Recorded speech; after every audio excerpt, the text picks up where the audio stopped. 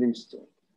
Del equipo de trabajo, de la Soga de la Horca, de producción y comité consultivo, tenemos el enorme placer de entrevistar a un campeón mundial, a uno de los mayores surfistas del mundo y, cómo no, hay que decirlo, es peruano.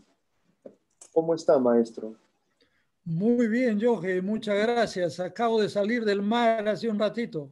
Oh, maestro. ¿Y qué tal?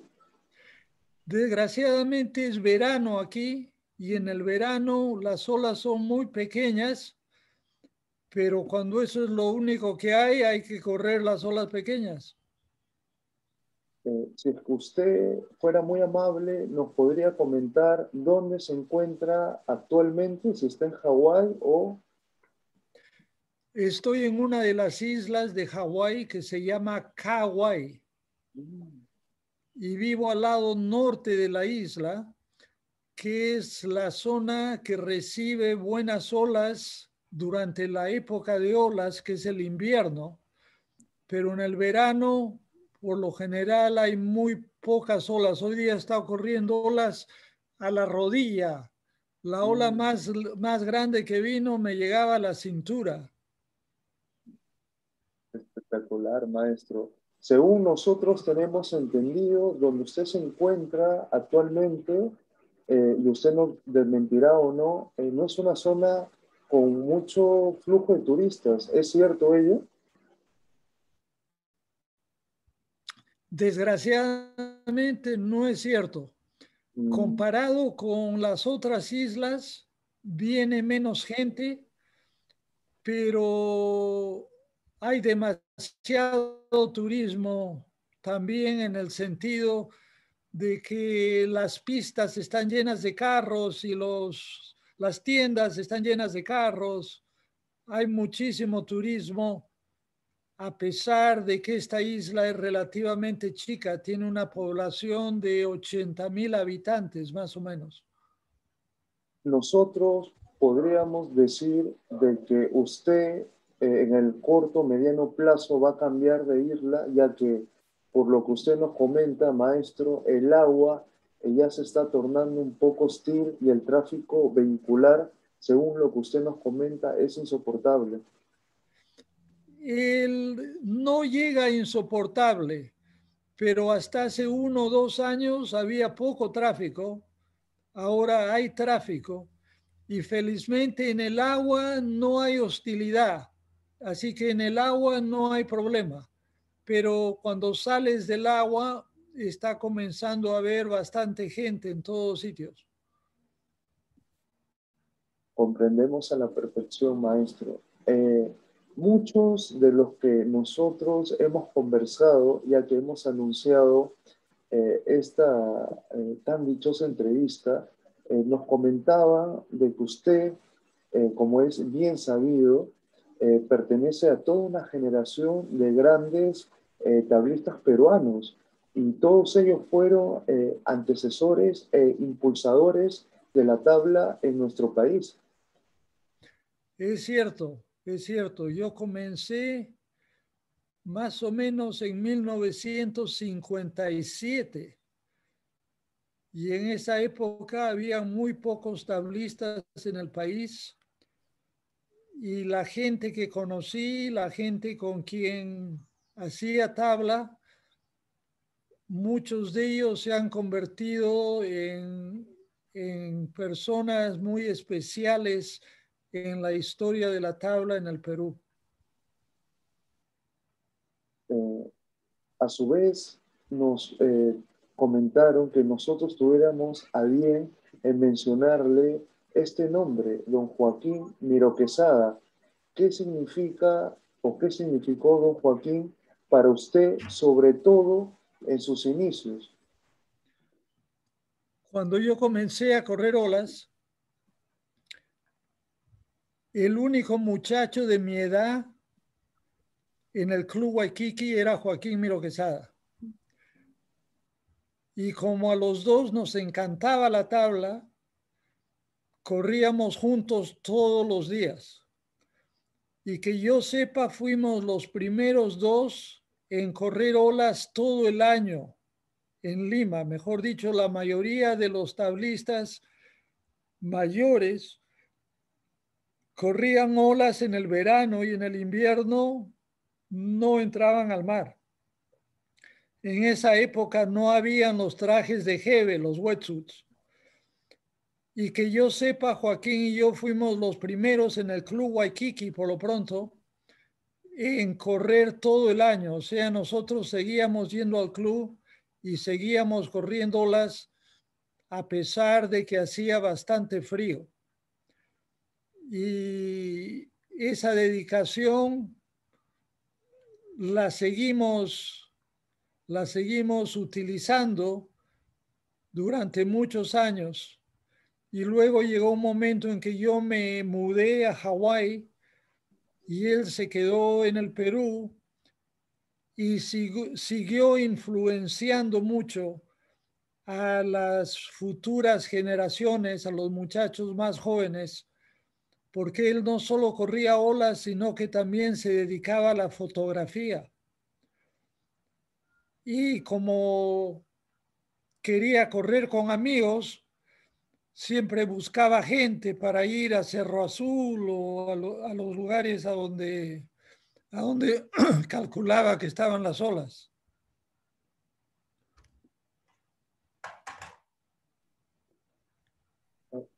Se comenta que don Joaquín también había conocido y al parecer por nuestras investigaciones era muy amigo de que en vida fue don Tallarín Villarán. ¿Es así, maestro? Si no me equivoco, si no me equivoco, si bien es posible que hayan sido muy amigos después de que yo salí del Perú, lo más probable es que hayan sido conocidos porque creo que había una diferencia de unos 10 años.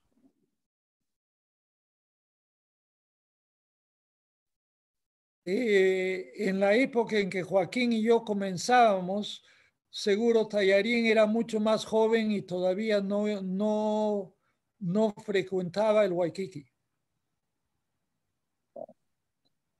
Maestro, es increíble cómo las tablas de aquellos años eran prácticamente el doble de tamaño y posiblemente había que cargarlo entre dos personas.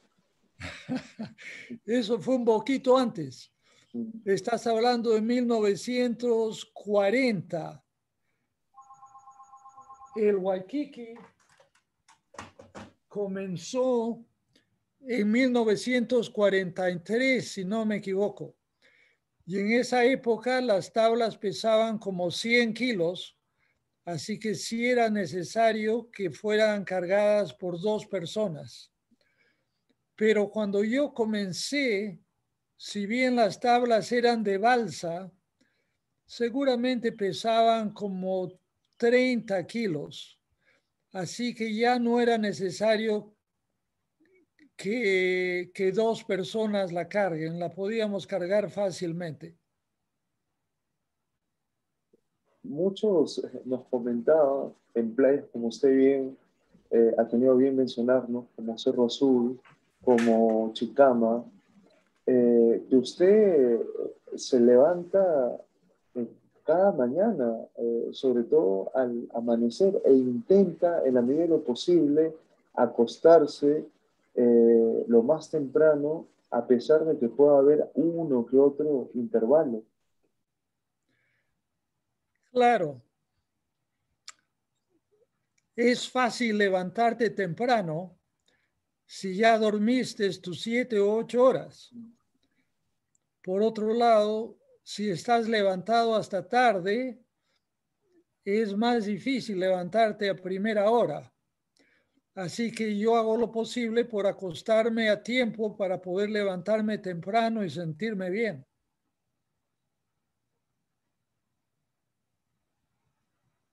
Nosotros, a su vez, queríamos abordar ese año de 1778, en cual en una expedición británica al mando del capitán James Cook, que navegaba desde Tahití hacia Norteamérica se encontró casualmente con un grupo de islas desconocidas hasta ese entonces y que posteriormente se llamaría las Islas de Hawái. Entonces, esa expedición atracó en esas islas a fin de trazarlas en el mapa y tomar nota de sus características, así como de la forma de vida y costumbres de sus habitantes.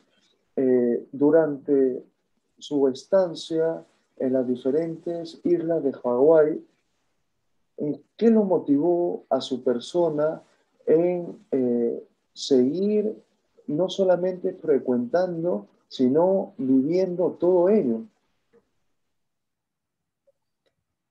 Perdón, ¿me estás preguntando a mí personalmente? Eh, Así es, maestro. Ok, yo originalmente llegué a la isla que se llama Oahu, que es la isla principal a donde queda Honolulu.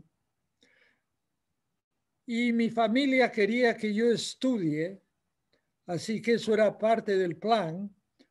Pero claro, a mí lo que más me interesaba eran las olas, así que quería estudiar en un lugar cerca de las olas. Cuando llegué a Honolulu me enteré que la Universidad de Hawái quedaba a un lado de la isla y las buenas olas, las olas grandes, quedaban al otro lado de la isla. Y eso por un momento me preocupó muchísimo porque creí que me iba a malograr el plan de poder estudiar y correr olas. Tuve la buena suerte de que acababan de abrir una pequeña universidad al otro lado de la isla, cerca de las olas. Así que fui, me matriculé en esa pequeña universidad que solamente quedaba a 5 minutos de Sunset Beach, que en esa época era la playa más importante, más reconocida como el lugar a donde se formaban los mejores tablistas.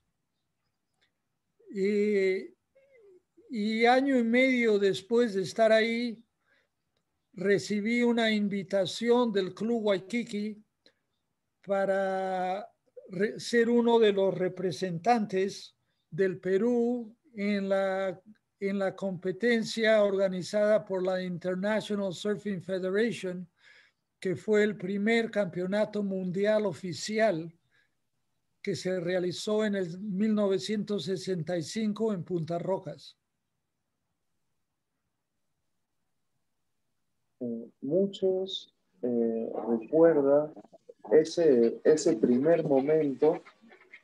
eh, También se habla de manera consuetudinaria que usted ya tenía una visión determinada, sobre todo al montar la ola, se había mentalizado de manera concisa de que usted no solamente era capaz de tales proezas, sino que además de ello era lo suficientemente idóneo para eh, para ganar esa competición mundial.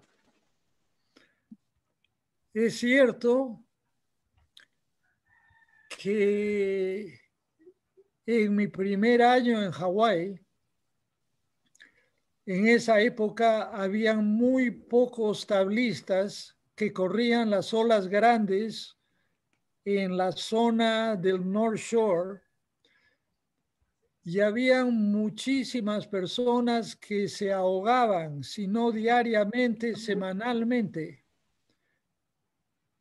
Y entonces era una cosa bastante seria en la cual estaba claro que te estabas jugando la vida al entrar en olas grandes y las olas estaban grandes constantemente durante meses. Entonces, yo tuve una situación en la cual me di cuenta que si pudiese dejar de lado el miedo, podría correr las olas grandes mejor. Entonces, buscando la manera de dejar de lado el temor, el miedo, hablé con una psicóloga que era mi advisor. Mi advisor quiere decir qué cosa. Era la persona que me aconsejaba, mejor dicho, los estudiantes se les asignaba una consejera y esa persona era mi consejera y era psicóloga, tenía un doctorado en psicología. Así que yo pensé, bueno, una persona con un doctorado en psicología seguramente me va a poder ayudar, darme ideas de cómo poder dejar de lado este miedo. Y la fui a ver y le conté mi situación. Le dije, fíjate, yo estoy entrando al mar, en un mar muy bravo, en que mucha gente se ahoga regularmente, y eso me causa miedo, y el miedo, estoy seguro, me afecta, y yo quisiera buscar la manera de lograr que no me afecte para poder correr olas mejor. Y la psicóloga me dijo, lo siento mucho, no te puedo ayudar. Y le dije, pero ¿por qué no? Entonces me dijo, porque el miedo es algo natural. Es algo que nace de cada persona. Y si la gente no tuviese miedo, la humanidad hubiese acabado hace muchos años, porque la gente se hubiese caído de precipicios y hubiese hecho pues locuras y todo el mundo estaría muerto. Así que es una cosa natural, es una cosa positiva que protege a la gente. Así que me dijo, no, no te puedo ayudar. Así que yo salí de la oficina algo molesto, pensando qué tal doctora de psicología, de nada me sirve, no me puede ayudar. Entonces se me ocurrió una idea sin tener mayor conocimiento del tema. Pensé, como yo tengo que manejar 10 minutos a las olas todos los días y manejo 2 veces al día, eso me da 4 oportunidades durante las cuales estoy manejando que me puedo hablar a mí mismo y decirme ciertas cosas que si las repito todos los días, ojalá, bueno, en esa época no conocía del subconsciente, pero hoy sé que con la repetición de ciertas cosas, esas ideas ingresan a tu subconsciente y llega un momento en que uno responde sin pensar de acuerdo a las ideas implantadas en el subconsciente. Así que para resumir, sin entender bien cómo funciona el subconsciente, encontré una manera de convencerme de que tenía las cualidades, la experiencia, el equipo, el deseo, la necesidad de ser el mejor corredor de ola grande del mundo. Y durante 2 años, la mayoría del tiempo, me repetí eso y ahora cuando miro hacia atrás, veo con seguridad de que eso fue una gran ayuda para poder lograr ganar ese campeonato mundial. Maestro, ese día del campeonato, según los informes que nosotros hemos pedido que nos redacten, amaneció con un mar grande y con demasiada neblina, y que era casi imposible ver las olas, pero que se escuchaba claramente casi una constante repetitiva, que era un rugido. Entonces, según también nos pudieron detallar, cuando esta neblina se levantó, todos quedaron totalmente impresionados con el tamaño y con esa gran calidad de olas. Todo eso es cierto. Había tanta neblina que no se veía nada, pero el rugir de las olas se escuchaba. Así que todo el mundo sabía que habían olas, probablemente olas grandes, pero nadie podía ver hasta que subió la neblina y todo el mundo quedó impresionado con el tamaño de las olas. Fue el día más grande que se recordaba hasta ese momento.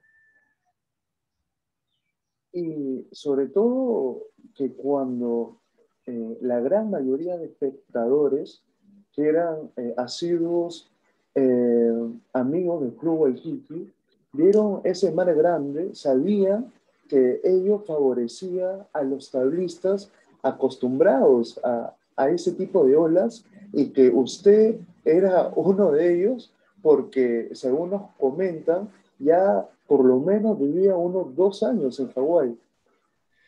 Exactamente, eso es totalmente correcto.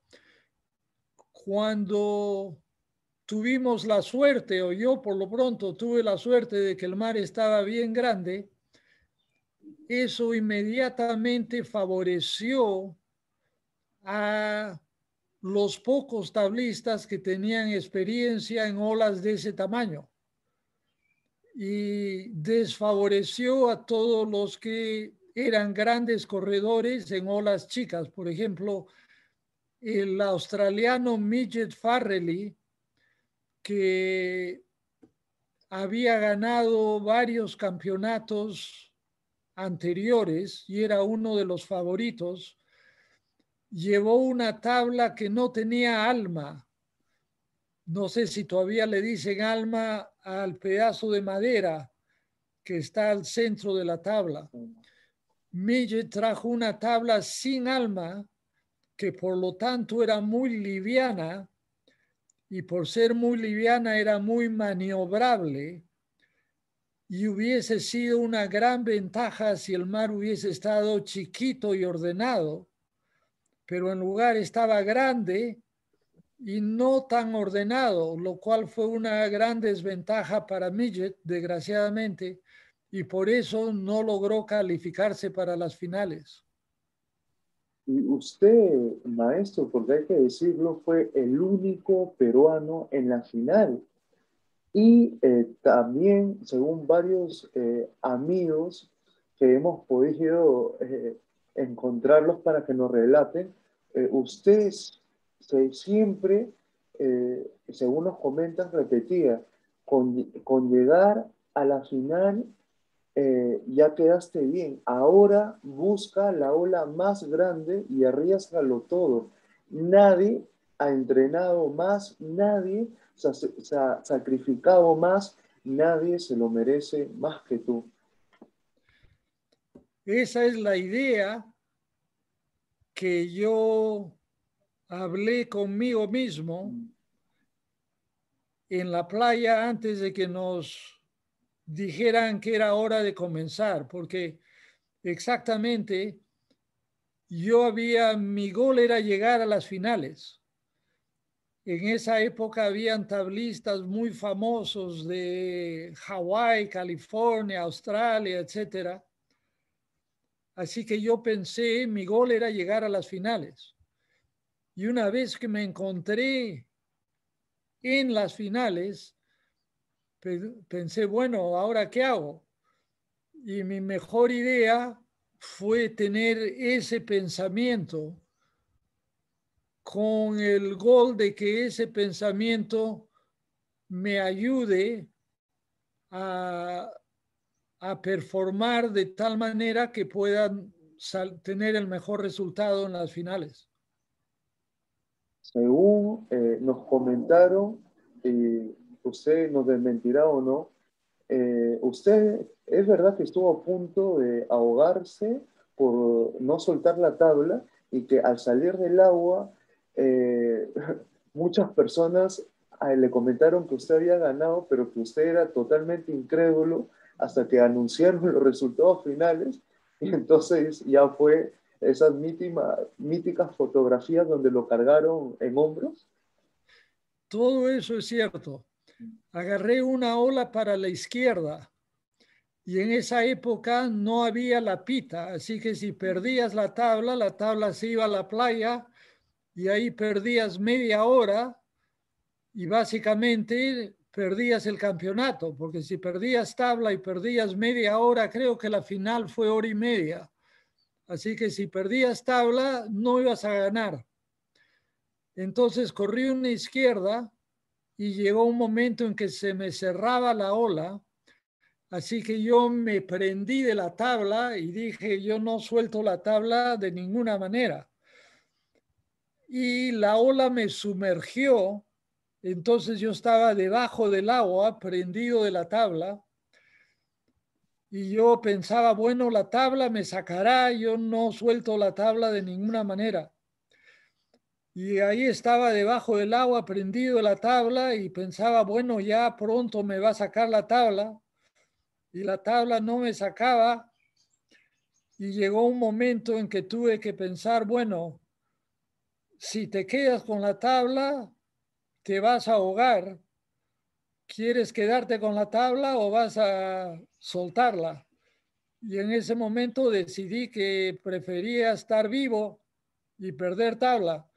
Así que solté la tabla, subí nadando y cuando salí tuve la suerte de que la serie había pasado y no habían olas y la tabla se demoró unos segundos más todavía en salir, pero cuando salió ahí estaba y no perdí tabla en el sentido de que la ola no se la llevó a la playa. Y la otra parte también es cierto, cuando llegué a la playa después de las finales, varias personas bajaron corriendo del lugar a donde están los espectadores y me dijeron, ganaste, ganaste. Pero esos eran mis amigos. Así que yo calculé que, claro, tus amigos muchas veces, si corres bien, van a pensar que ganaste, pero no quise tomar la palabra de ellos, porque si tomaba su palabra y luego salía segundo o tercero, iba a ser una tristeza. Así que decidí no hacerles caso y tuve la suerte de que cuando nombraron a los puestos, efectivamente había ganado y era con las justas, porque gané con un punto. Hay mucha polémica en cuestión de la tabla que usted ganó el campeonato mundial. ¿Usted la recuerda? La recuerdo muy bien y lo que sucedió es que yo se la regalé a Carlos Doñé, que es la persona que trajo la tabla hawaiana al Perú. Y la tabla, Carlos Doñé viajaba mucho. Él estaba en Lima durante el verano y en el invierno viajaba. Entonces la tabla desapareció de la casa de Carlos. Y en un momento, hace no muchos años, me dijeron que la tabla había aparecido y cuando la fui a inspeccionar, encontré una tabla que había sido pintada igual, pero no era la original. Y después de eso he escuchado que la han encontrado otra vez y que está en el Museo de Chafino, pero no he tenido la oportunidad de verla para poder decidir si es la original o es otra bambeada, digámoslo así. Se comenta que usted aprendió de un gran surfista y amigo suyo de origen hawaiano y que gracias a él usted en parte pudo ganar el tan dichoso campeonato mundial, que era que Aloha Cayo. Que Aloha Caío fue un gran tablista hawaiano, un gran amigo, y estoy seguro que sí me influenció, pero la realidad es que me sería fácil encontrar a 4 o 5 personas que me influenciaron y me ayudaron a poder llegar a ese nivel y lograr ganar el campeonato mundial. Y no hay duda que Aloha sería uno de ellos. Si usted fuera tan amable, ¿nos podría nombrar los otros tres? Con mucho gusto. En el Perú serían Pancho Vice, que era campeón nacional de ola grande y era la persona que nos llevaba a Joaquín Miro Quesada y a mí a correr olas en Contiki y nos enseñó a correr olas grandes. Así que sería Pancho Vice, sería Héctor Velarde, que es y era un deportista superdotado que nuevamente nos influenció y nos enseñó mucho a Joaquín y a mí. Ok, esos son dos. Pity Block, que fue la persona que me llevó al Club Waikiki y que siguió corriendo olas conmigo por todo el mundo. Y 2 o 3 hawaianos, uno de ellos Bobby Cloutier, que fue mi compañero universitario, que Aloha Caío, que era amigo de Bobby, Bobby me lo presentó, y George Downing, que es también hawaiano y es considerado posiblemente como el más reconocido de todos los hawaianos en el sentido de haber comenzado y desarrollado el deporte de olas grandes. Los cuales eran amigos muy íntimos de usted y que además a ello usted corría olas a diario. Además que eran compañeros habituales de esos grandes días en Sunset, en Gaimea y en tantos. Así es, así es. En esa época, muchas veces que Aloha Caío, Bobby Cloutier y yo éramos los únicos en el agua cuando se ponía grande el mar en lugares como Sunset, Laniakea, Waimea, etc. Eh, ¿Qué le representa a usted la figura de Peter Cole, por ejemplo?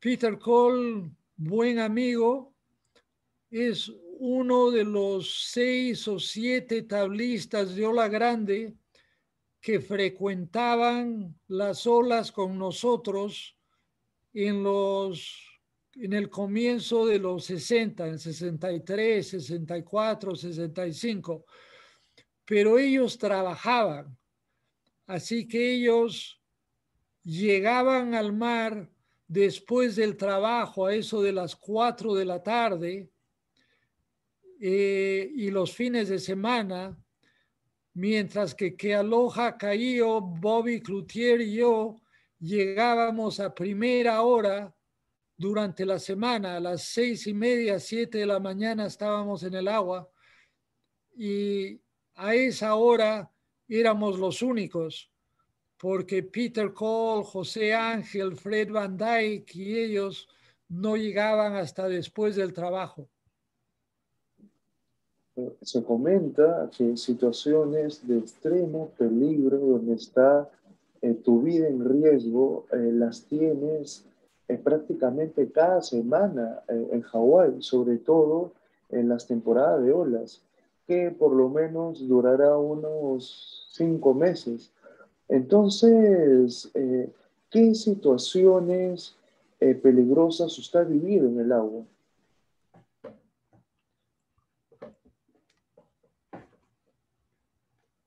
En realidad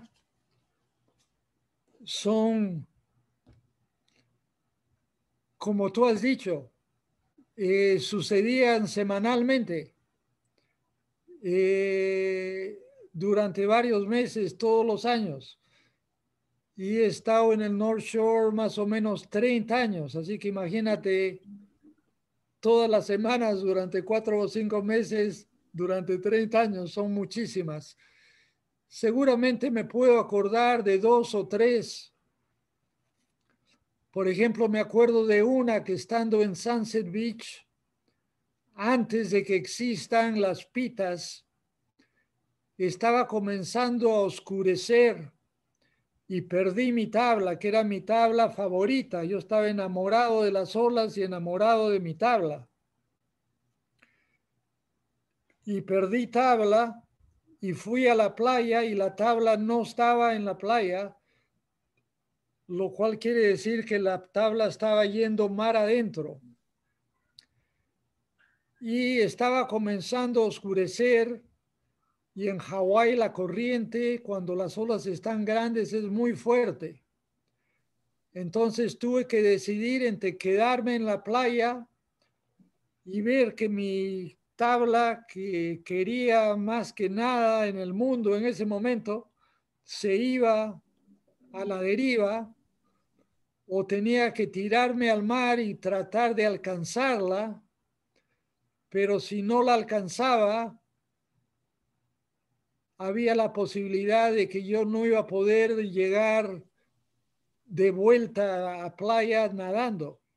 O sea, era decidir entre despedirme de mi tabla, como si el mar se está llevando a tu novia y tienes que tirarte a tratar de salvarla, o tienes que quedarte en la playa y saber que, bueno, ya desgraciadamente la perdiste. Y me tiré al agua a buscar mi tabla, y me acuerdo que cuando estás nadando no puedes ver muy lejos porque estás pues a nivel del agua. Y seguía nadando y siempre me parecía que la tabla estaba más allá y la tabla estaba más allá, pero en realidad no tenía ninguna seguridad de que lo que estaba viendo era mi tabla. Y llegó un momento en que nuevamente tuve que decidir si seguir nadando mar adentro o regresarme a playa, porque si seguía ya no iba a poder regresar. Y felizmente decidí que mejor era hacer lo posible por regresar a playa sin tabla. Y tuve la suerte de que me cayeron encima unas olas y esas olas me llevaron hacia playa y llegué bien a playa, y encima de eso tuve más suerte porque encontré que mi tabla también había sufrido la misma situación y una ola se la había llevado a la playa. Así que a pesar de que ya estaba oscureciendo, no perdí la vida y no perdí mi tabla. Espectacular. Maestro, nosotros en las diferentes playas, cuando hacemos fogata, estamos ahí con las mioncas, nos acordamos de un hecho sumamente memorable con Bloch, y fue cuando su persona junto a él entraron a surfear en Punta Hermosa, minutos después del terremoto del año 74. Un terremoto que duró casi 2 minutos, y ustedes ingresaron, porque esto nos lo cuentan los más antiguos, a esa isla en Punta Hermosa con la idea de correr, bueno, lo que venga. Entonces, según también eh, nos profundiza, usted no contó con esa posibilidad de que el mar se retiraría y los arrastrara a mar adentro como lo que pasó. Sucedió lo siguiente. Pete y yo estábamos entrenando para correr las olas más grandes del mundo. Y nos habíamos pasado varios meses entrenando todos los días con ese gol en mente. La idea era que ojalá Pico Alto se ponga muy grande y considerábamos que era posible que Pico Alto se ponga más grande que Guayamea. Y entonces estábamos entrenando con eso en mente. Sucedió que uno de esos días, después de entrenar, estando en la playa con nuestro wetsuit puesto y con la tabla bajo el brazo, comenzó el terremoto y efectivamente duró casi 2 minutos. Duró tanto que en varios momentos yo estaba convencido que era el fin del mundo, porque durante el comienzo del terremoto yo pensé lógicamente es un terremoto, va a acabar pronto, pero cuando no acababa comencé a pensar, bueno, y si no es un terremoto, ¿qué cosa puede ser?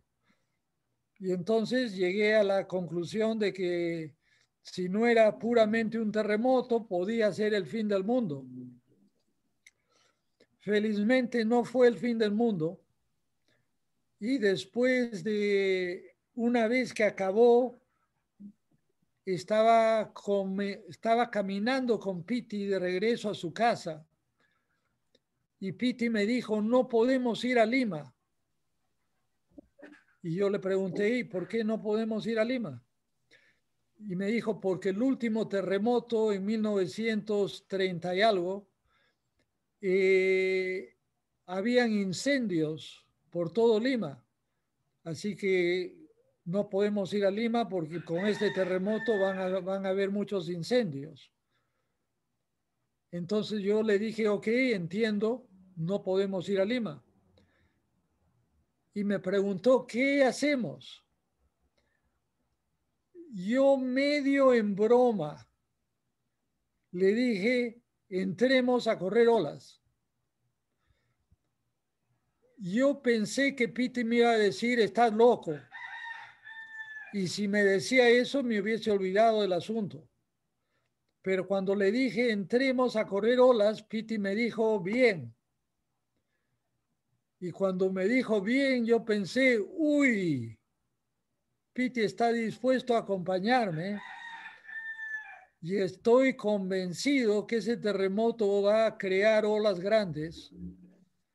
Y nosotros hemos estado entrenando para correr la ola más grande del mundo. Entonces, pues es lógico que si has estado entrenando para correr la ola más grande del mundo y sucede un terremoto de ese tipo, lo lógico es que te metas al mar a ver si viene la ola más grande del mundo para que te la corras. Así que esa fue la idea. Y nos metimos al mar y de ahí la cosa comenzó a ser un poco diferente de lo que yo me había imaginado. Yo me había imaginado que estabas en el mar y venían pues olas muy grandes y las remabas y te las corrías. Pero lo que sucedió es que vino una corriente muy fuerte que nos metió como 2 kilómetros mar adentro.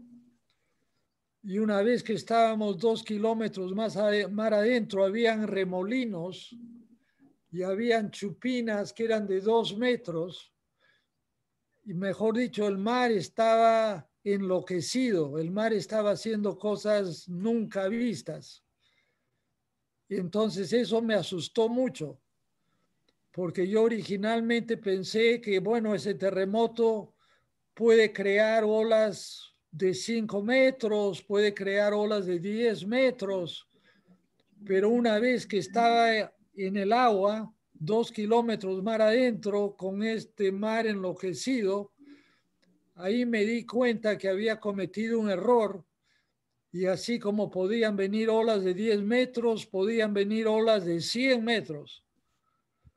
Y entonces la cosa ya se puso muy seria y bien fea. Así que así comenzó la cosa y de ahí era puramente cómo hacemos para salvarnos antes de que venga la ola de 20 o 100 metros. Y la idea de Piti fue entremos más adentro a ver si encontramos un barco. Pero yo en esa zona nunca había visto barcos. Entonces yo le dije, no, compadre, no hay barcos.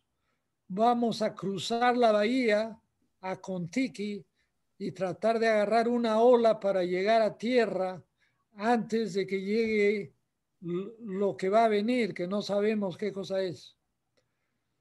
Y felizmente logramos cruzar la bahía y agarramos ola en Contiki y con suerte llegamos vivos a la playa y esa es la historia del tsunami. Increíble, maestro. Ahí, según nos comentan, hubo múltiples conversaciones de toda índole y con muchísimas vertientes sobre esas lecturas de la historia marítima en nuestro país, los cuales a usted lo hace un gran convencido de que nuestros ancestros, los antiguos peruanos, ya corrían olas mucho más antes que los tahitianos o hasta los hawaianos. Entonces nosotros vemos en Huanchaco, en playas como Pimentel, los famosos caballitos de Totora, que yacen por lo menos hace 4.000 años y que conjuntamente con recientes descubrimientos arqueológicos que aumentan dicha antigüedad, nos resulta más que evidente que ellos, el verdadero origen ancestral de nuestro surf moderno. Totalmente de acuerdo. No hay duda que el surf moderno, la tabla moderna, hablando de los últimos 100 años, salió de Hawái al mundo, incluyendo el Perú. Eso es la tabla moderna. Pero también no hay duda que miles de años atrás, antes de que hubiesen pobladores en las islas de Hawái, en la costa norte del Perú, los pescadores tenían sus tablas hechas de totora, que es puramente otro material, y con sus tablas de totora pescaban y corrían olas. Y entonces, si miramos a la historia de la tabla, la historia moderna es tablas de madera y de fibra de vidrio. Esos son los últimos 100 años, pero 4.000 años atrás y más, como tú dices, en la costa norte del Perú, los pescadores ya estaban corriendo olas con sus caballitos de totora, que cuando la llevamos un caballito de totora a Australia, inmediatamente los australianos le llamaron la tabla de totora. Entonces, los caballitos no son otra cosa que una tabla de totora, y tan es así que en un libro llamado La Historia Marítima del Perú, que tiene varios volúmenes, hablan de que cuando llegaron los españoles, ellos vieron y escribieron que los pescadores tenían varias tablas de totora y que dependiendo de las condiciones del mar, de las condiciones de la ola, escogían la tabla de totora más adecuada para ese día.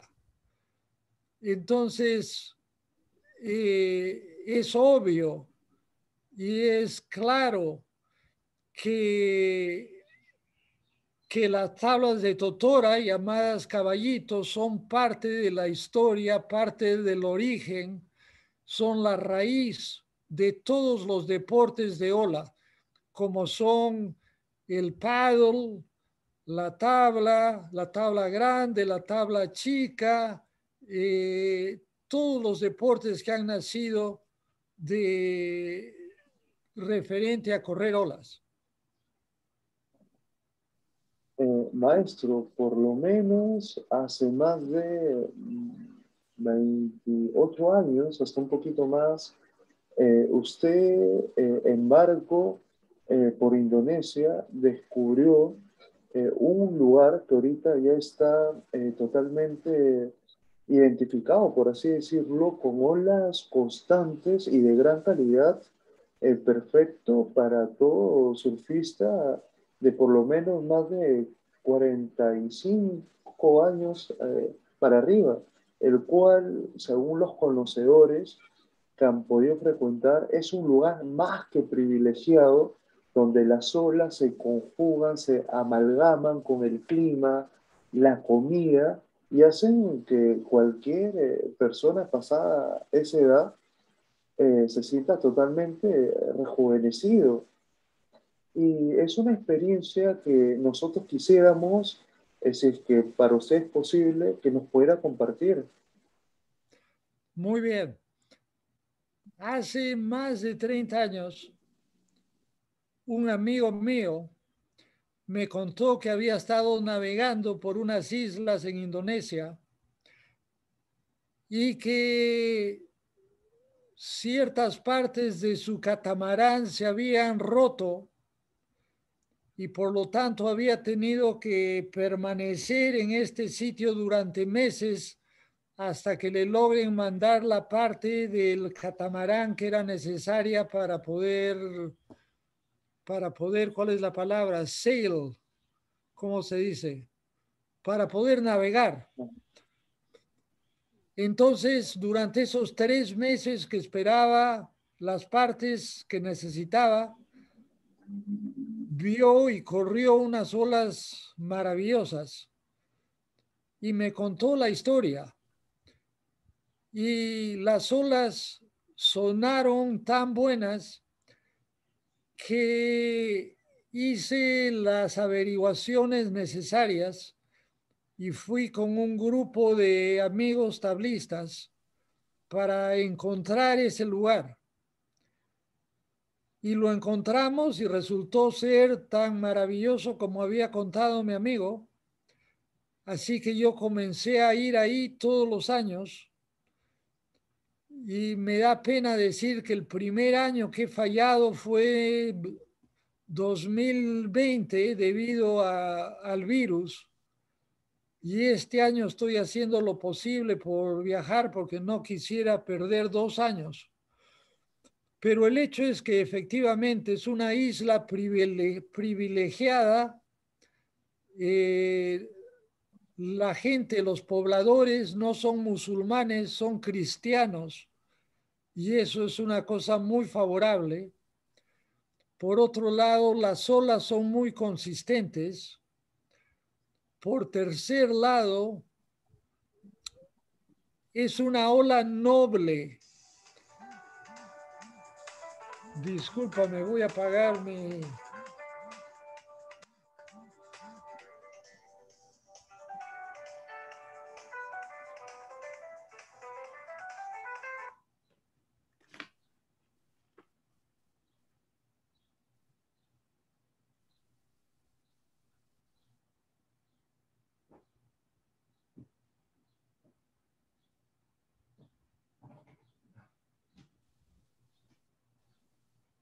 Perdón, es una ola bien noble en el sentido de que la mayoría de las olas en Indonesia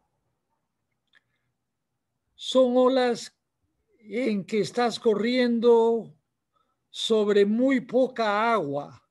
Mejor dicho, el coral está muy cerca de la Mm, superficie y entonces si no pasas la ola, es probable que te golpees contra el fondo.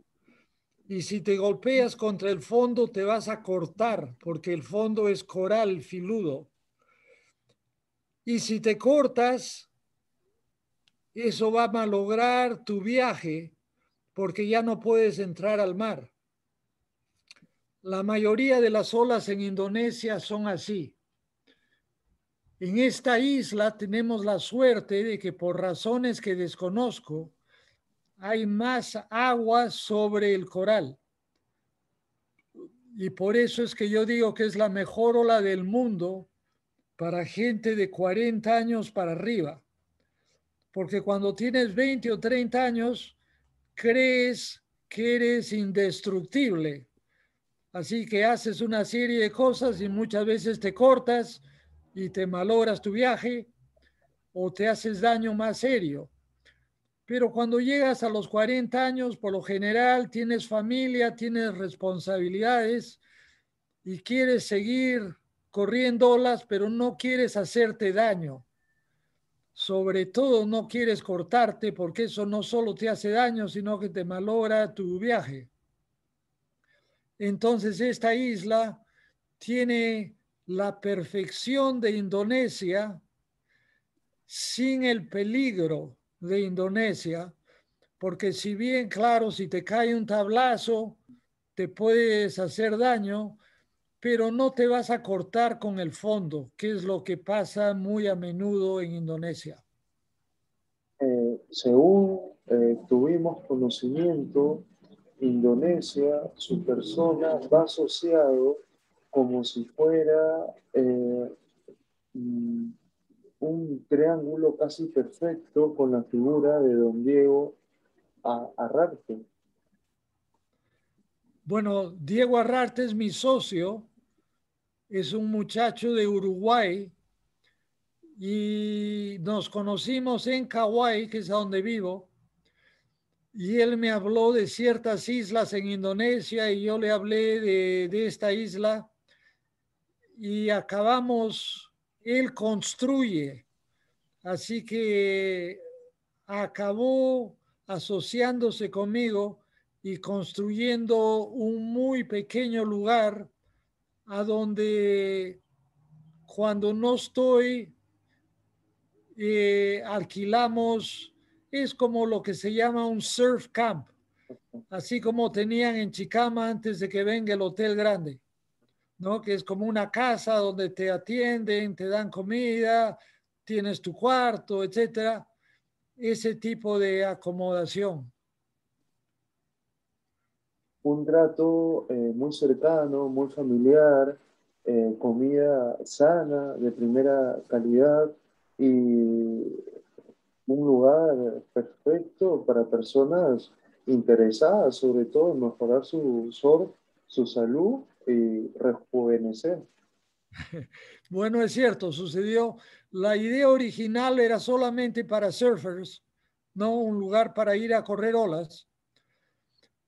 Mi socio Diego es medio genio, así que se casó con una chica, una señora que es chef, así que prepara comida de primera.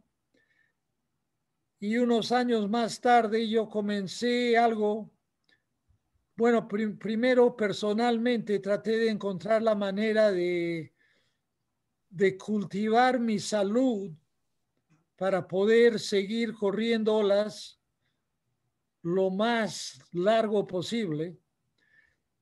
Y cuando me di cuenta que había conseguido resultados excepcionales en mi persona, decidí que sería bueno compartir y enseñar lo que había aprendido para que otras personas también puedan mejorar su salud y disfrutar más años sanos y disfrutando del mar. Así que lo que hemos hecho ahora, tengo algo que llamamos Surf till 100, o sea, surfea hasta los 100 años. Y es algo en el cual yo y mis socios entre ellos Jeff Hackman, que posiblemente fue el mejor tablista competitivo de los comienzos de 1970. Él y yo y un tercer socio hacemos estos viajes aventura a distintos lugares a donde compartimos este conocimiento. Usted, maestro, ahora mismo, ¿qué es aquello que más le atrae, si cabe la palabra, la aventura, el tamaño de la ola?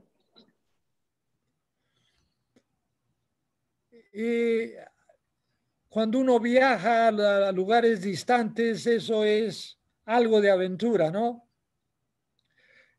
Y referente a las olas, a mí durante la mayoría de mi vida, lo que más me ha gustado es la ola grande, porque tienes la misma diversión que la ola chica, pero tienes más velocidad y más emoción.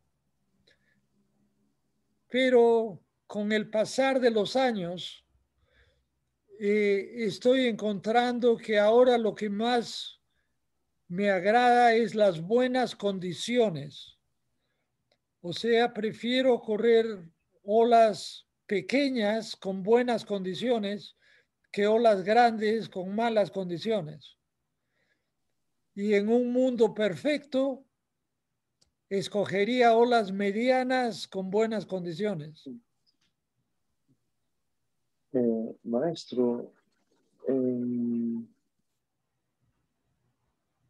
queríamos abordar un tópico muy especial porque vemos que países con poca o casi nada de tradición surfera, pero con un enorme mercado potencial como China, se está dando campeonatos de primerísimo nivel y que atrás de ello hay grandes compañías de surf, hay una difusión del deporte casi sin precedentes a escala mundial. ¿Qué es lo que le genera a usted? No te entendí bien la pregunta. Sí. Ese tipo de actividades empresariales de grandes compañías de los países como China, con casi nada de tradición surfera, están casi generando una mayor masificación, por ejemplo, en el agua, porque vemos que tanto en publicidad como las escuelas de surf aumentan el número de tablistas en el agua. Entonces sería casi deseable que los tablistas a su vez se interesen también en temas como educación ambiental, ecología y sobre todo el respeto por defender el hábitat en que nosotros desarrollamos nuestra actividad y esa salud que debe sostenerse en el mar. Totalmente de acuerdo. No hay duda que hasta el momento mucha gente y muchos países abusan del mar. Hasta hace poco había la idea que el mar es tan grande que podemos botar todo al mar y olvidarnos del asunto. Desgraciadamente, eso no es correcto, no es cierto. Si aventamos toda nuestra basura y nuestros plásticos al mar, el mar se va a enfermar y si el mar se enferma, eso nos va a afectar negativamente a todos. Entonces, los tablistas somos las personas ideales para compartir con nuestra familia y con el resto de la gente el hecho de que es muy importante proteger al mar, proteger a, a los peces, proteger a, ¿cómo se dice? Los corales, etcétera, para que el mundo pueda seguir sano y para que las futuras generaciones puedan tener las lindas experiencias que hemos tenido nosotros viviendo en un mundo sano con un mar sano. Para usted, maestro, el surf fue la piedra angular que influyó positivamente en su vida, porque hay muchos en nuestro país y sobre todo en Brasil que comentan que gracias a ello usted mantiene una vida sana y que le es posible tener muy buena salud y seguir surfeando. Totalmente cierto.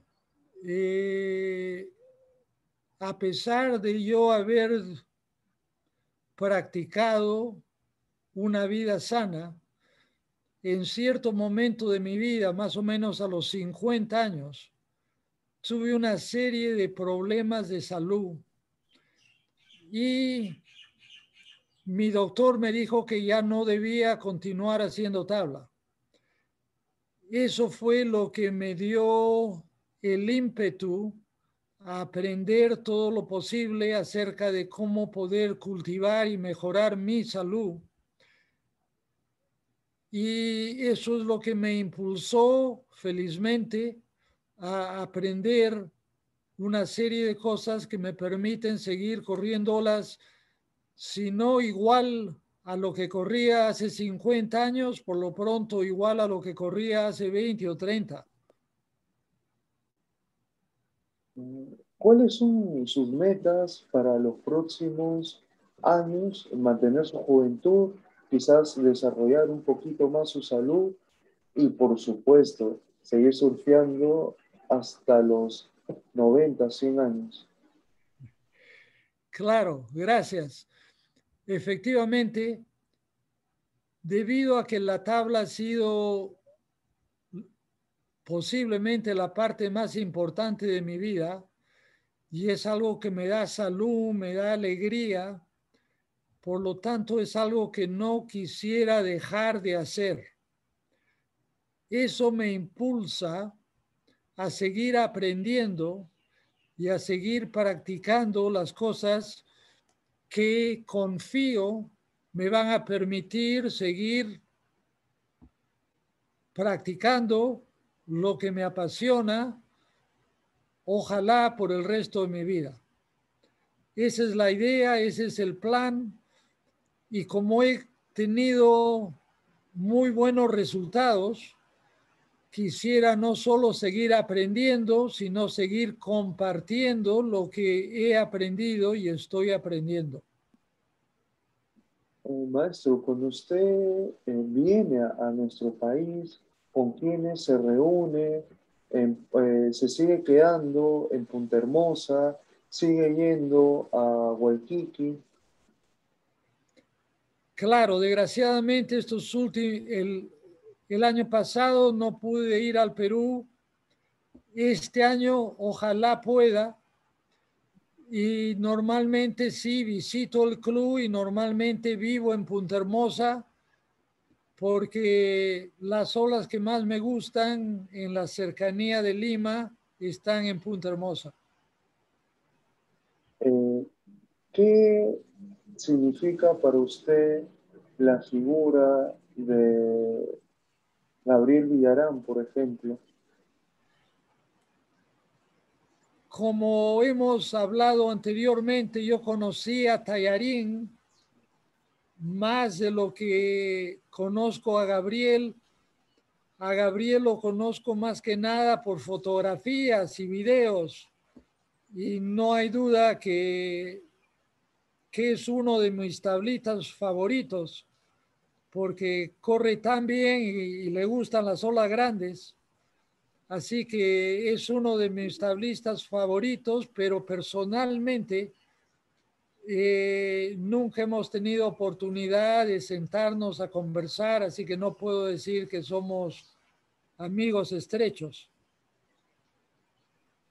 De toda la vasta generación de tablistas que son múltiples, de diferentes edades, realidades, ¿cuáles son los que actualmente usted ve que tienen mayor predominación, mantienen esa mística, esa forma tan propia, tan peruana, tan ancestral de correr tabla? Por vivir afuera y por no haber podido viajar al Perú por los últimos 2 años, y además cuando yo voy al Perú normalmente solo estoy ahí por unas semanas o un mes, no he tenido oportunidad de conocer a los nuevos valores, aparte de Sofía. Sofía Mulanovic sí la conozco muy bien y admiro mucho su habilidad y respeto mucho todos sus campeonatos. Pero el resto de los tablistas conozco menos que Gabriel y solamente por fotos o por artículos, con una excepción. Hay un muchacho que tiene solamente 21 años y que en mi opinión es un Pelé en el sentido de que es un superdotado y tiene todas las condiciones para ser campeón mundial.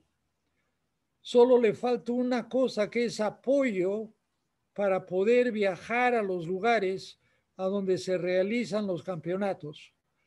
Estoy hablando de Sebastián Gómez, el hijo de Jarita Gómez, muchacho de Punta Hermosa, muy conocido y respetado por los tablistas, pero él se dedica a lo que en el Perú le dicen paddle, que en Hawái le decimos SUP, que es correr tabla con un remo.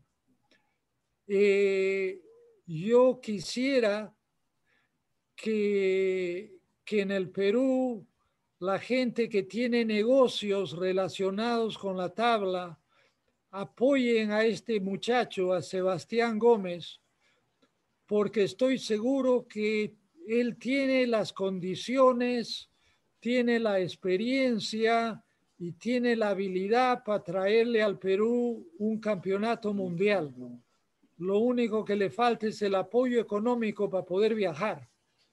Y ojalá que las compañías peruanas que tienen que ver con el deporte de la tabla le den ese apoyo, porque es una persona que no aparece a cada rato y que está justamente en su mejor momento. Así que sería ideal darle una mano para que nos traiga un campeonato mundial más al Perú. Si le fuera posible, podría repetir su nombre completo y si hay unas cuentas bancarias para que podamos realizar los depósitos respectivos o un número de contacto, si es que usted lo tuviera, si fuera tan amable. Muy bien. El muchacho tiene 21 años, es de primera, es sano, es número 1 y se llama Sebastián Gómez del Castillo, hijo de Jarita Gómez. Jarita también podría y debía haber sido campeón mundial. Desgraciadamente tuvo el mismo problema, no tuvo el apoyo económico para poder viajar. Así que su hijo tiene todas las ganas para lograr lo que él puede lograr y su padre pudo lograr. En Olas, Perú, en este momento existe una página en la cual está el link para las personas que quieran darle una mano y hacer una donación. Yo ya hice la mía y agradecería y recomendaría al resto de la gente que respeta a los buenos deportistas que le den una mano de acuerdo a sus posibilidades para que Sebastián pueda salir campeón mundial y traiga al Perú esta gran satisfacción. Por favor, ustedes ya escucharon a nuestro campeón mundial, Felipe Omar, que nos está pidiendo de favor que apoyemos este gran talento nacional. Muchos de ustedes ya lo han visto, han podido compartir una serie de palabras, saben de su enorme calidad y eh, por bien sabemos, es un baluarte que no se puede perder ni despreciar. Así que nosotros sabemos y tenemos entendido que hay diferentes agrupaciones, asociaciones, personas naturales y personas jurídicas que se están alistando para brindar sus donaciones y, cómo no, realizar una campaña intensiva en redes como de manera multitudinaria en los diferentes organismos. Eh, Hay, finiquitando esta parte, maestro, eh, usted tuvo a bien comentar la figura de Sofía, ¿es así? ¿Cuándo fue su primera eh, relación con ella? ¿Cuándo fue lo último que ha sabido de su persona? El caso de su maternidad.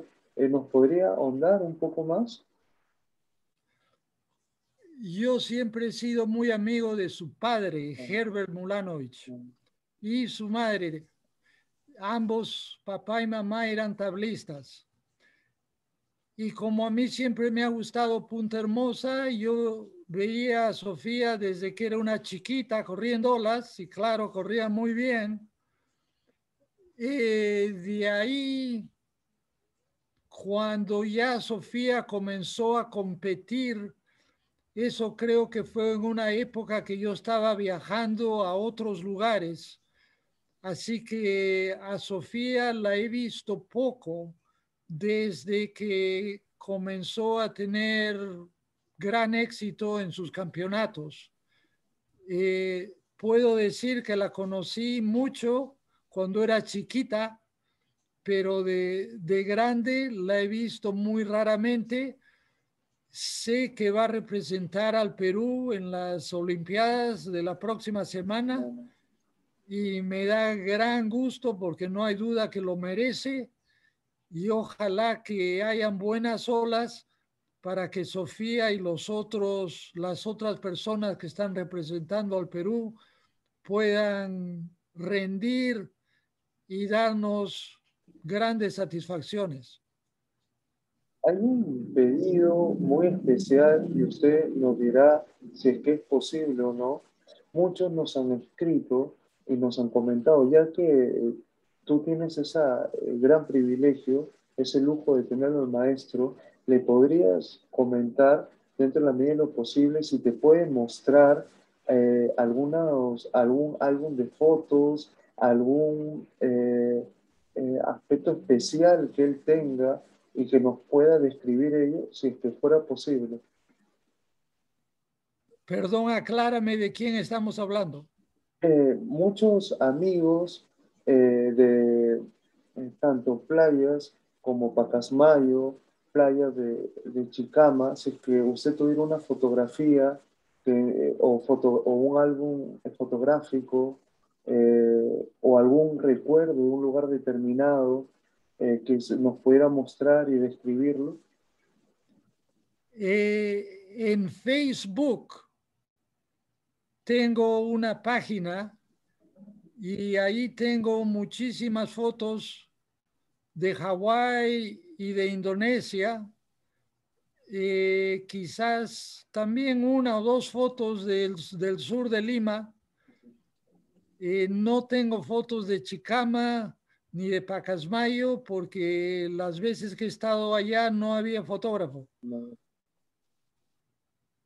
Maestro, ¿qué consejos usted tendría bien darle a estas nuevas generaciones que están siguiendo los pasos de los pioneros que comenzaron a desarrollar el surf como deporte y como estilo de vida, quizás en valorar su salud, aprender sobre buena alimentación, ejercicio? Muy bien, gracias. Lo principal que quisiera compartir que es efectivamente que no hay nada que tenga más valor que nuestra salud. Cuando somos jóvenes, la mayoría de los jóvenes no aprecian y no se dan cuenta del valor de la salud y lo fácil que es tomar malas costumbres. Las malas costumbres serían las que te alejan de la buena salud y las buenas costumbres serían las que te llevan hacia la buena salud, porque la salud es el tesoro más grande del mundo y, y desgraciadamente la mayoría de la gente no se da cuenta de esto hasta que llegan a cierta edad y muchas veces para ese momento ya es tarde si es que no has cultivado y cuidado tu salud. Entonces hay un dicho que es que si hubiese sabido que iba a vivir tantos años, me hubiese cuidado más. ¿No? Sería mucho mejor que cuídate y, y tendrás grandes satisfacciones más adelante en tu vida. Maestro, muchos nos comentan que usted debería abrir un canal de YouTube, debería también realizar videos donde pudieran de manera consuetudinaria comentarle y poder estar mucho más cerca de usted, porque su persona es una leyenda viva. Hay muchos surfistas que solamente con su nombre se les hace la piel de gallina, como decimos en nuestro argot criollo, nuestro argot peruano. Eres muy amable y claro, si fuese fácil, en un mundo perfecto, estaría haciendo eso. Pero solamente hay 24 horas en el día y para mí y para mi salud y para mi tipo de vida, meterme al mar todos los días es de gran importancia. Así que si bien quisiera hacer todas esas cosas, no quiero sacrificar las partes importantes que me dan alegría y me dan salud. Así que cuando llegue el momento en que me sea posible hacer todas esas cosas sin dejar de lado las cosas que más me importan, quisiera hacer eso, pero el momento todavía no ha llegado. Igual hace unos años unos amigos me convencieron que debía escribir un libro. Así que comencé a escribir el libro, pero me di cuenta que es bastante trabajo y demora bastante tiempo. Y, y yo todavía tengo que trabajar porque vivir en Hawái es bien caro. Entonces, primero tengo que entrar al mar, segundo tengo que trabajar, tercero tengo que hacer las cosas que todo el mundo tiene que hacer y cuarto, quinto son esas cosas que algún día con un poco de suerte, como pienso vivir hasta los 100 años, lograría hacer. O sea, cuando sea un poquito mayor, voy a lograr hacer varias de esas cosas. Maestro, antes de culminar, solamente una pequeña pregunta.